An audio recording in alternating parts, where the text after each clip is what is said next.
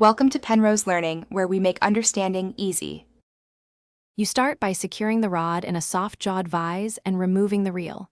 You need a small flat screwdriver and a heat source. Warming the reel seat softens adhesive so components separate without cracking.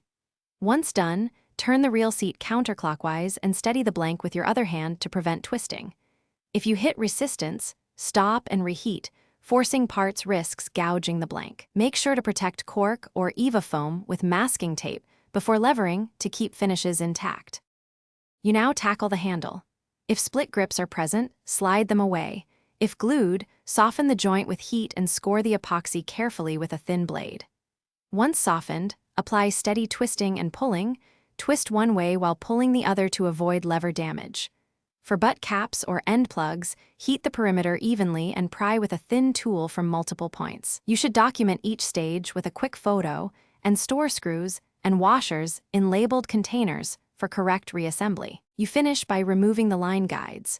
Warm the guide wraps with moderate heat to melt epoxy, slice the wrap varnish with a micro razor, and lift guides off parallel to the blank to avoid chipping.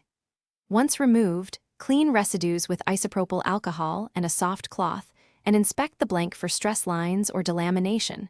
Repair if needed. If you encounter a stuck guide or a hairline crack, stop immediately. Seeking a rod builder preserves blank integrity and prevents costly mistakes during reassembly. Thanks for watching. If this was helpful, leave a like and consider subscribing. See you next time.